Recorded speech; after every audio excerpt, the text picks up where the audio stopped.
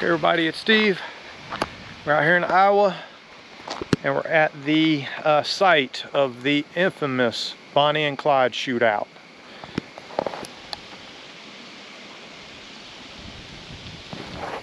They call it Dexfield Park.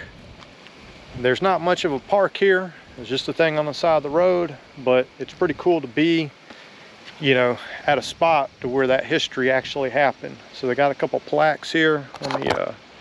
Let's get this thing going. Well, I'm going to have to correct myself right away. It's Dexfield Park, not Dexter Park. As you can see from the marker stones, the pull-off here was the site of an infamous shootout between a 50-man local posse and the notorious Barrow Gang, led by the infamous crime duo of Bonnie and Clyde. So, pretty simple little spot, but cool nevertheless. Bonnie and Clyde shootout.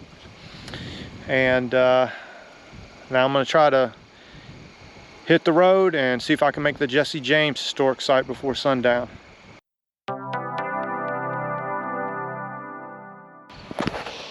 You know, if I was famous, I would stay out of Iowa, because it seems to me a disproportionate number of famous people seem to meet their end here.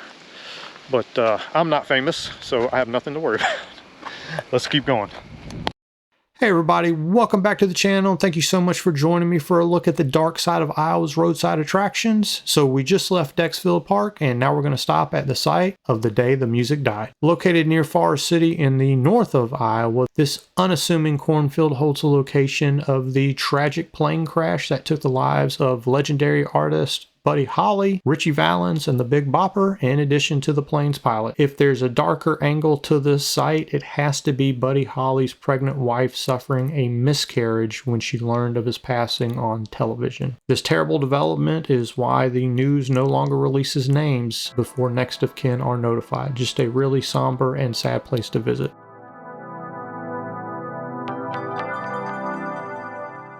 Now, heading back along Interstate 80, we're going to stop at the Rocky Marciano Memorial just outside of Newton, Iowa. And you can see here, it's just a little park here on the side of the road. You'll see a rock here marks the spot where the only undefeated heavyweight champion perished in a plane crash. And there's some information there about Marciano's life, and in the very last paragraph you'll notice it mentions a Frankie Farrell, and he reportedly was the son of a mob boss, and there's been speculation over the years that the crash may have not have been accidental. But a tragedy nevertheless. We'll pay our respects to the boxing legend, and let's move to our next stop.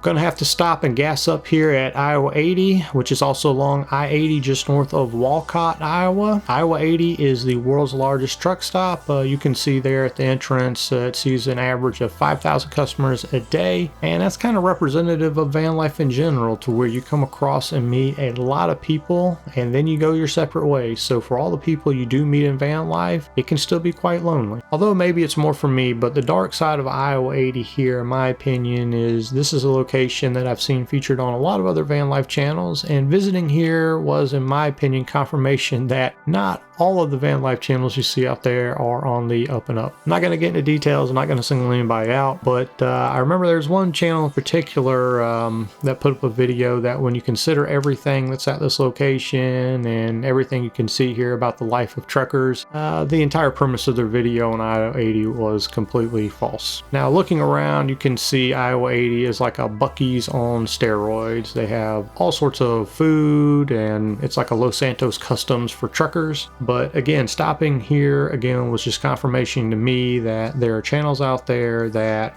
use van life for attention instead of actually being a part of their real lives. And their videos are presented in a way to get and keep your attention. It's not actually what van life is like. And even though I don't need the channel to be successful, it was at this point in the trip that I realized that there were some really sophisticated marketers out there, and me just presenting my real life van life experience probably isn't going to be able to break through just all the content that's posted. That's the reality of social media, and I'll try to make all the videos as entertaining as I can, but I'm not going to script hooks or rage bait or stuff like that. Now we're going to revisit another stop, which is the Field of Dreams movie site in Dyersville, Iowa.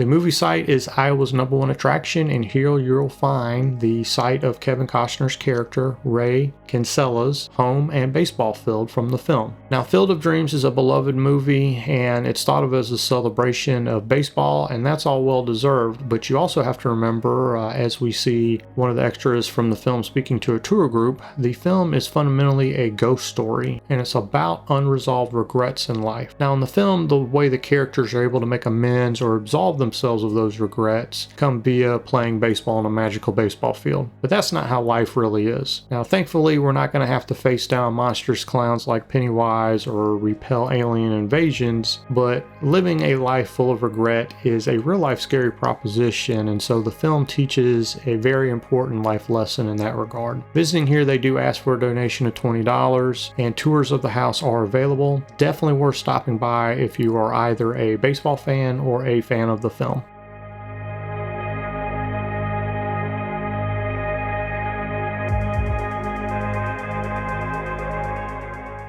If you're enjoying the video so far, I'd appreciate it so much if you would please give me a like, and if you want to see more videos like this one, please consider subscribing. Thank you so much, and let's continue with the video. We'll step off the baseball field, hopefully we won't age, and let's continue on down the road, and let's get to that Jesse James historical site before sundown.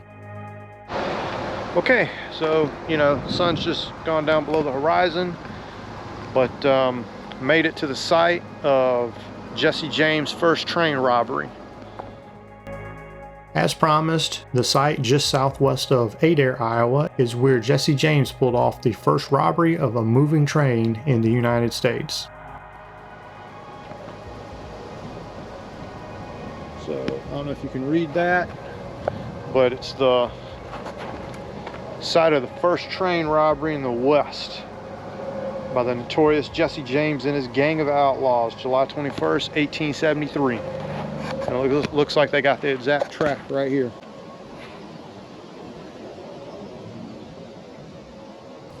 Anyways, just some more history in Iowa, man. Lots going on in this state. We have to remember that Jesse James has been romanticized over time. He was still a notorious outlaw, and he killed the conductor when he derailed this train. Look at the landscape. That's amazing, isn't it? All right. So there we go. Jesse James Historical Site. And I'll catch y'all in the next video. Thanks. Take care. Bye. Whoa, look at my hair. It's crazy. Wind's crazy. Don't go away just yet. I got to give a shout out to the state of Iowa before we go. Hey, everybody. It's Steve coming to you from a noisy rest stop in Iowa. And before I leave the state, I just had to give a special shout out to the Iowa Department of Transportation. They allow you to park for 24 hours at any rest stop. And pretty much all the rest stops I was at had great Wi-Fi. So big thank you to Iowa, very van life friendly state. Not quite a whole lot to do in the state, but van life friendly. Now it's on to Nebraska, where they only let you park for 10 hours, so boo, and there's even less to do there. Anyways, if you're doing van life, make sure to pass through Iowa. The rest stop's very friendly. Thanks, and I'll catch you in the next one.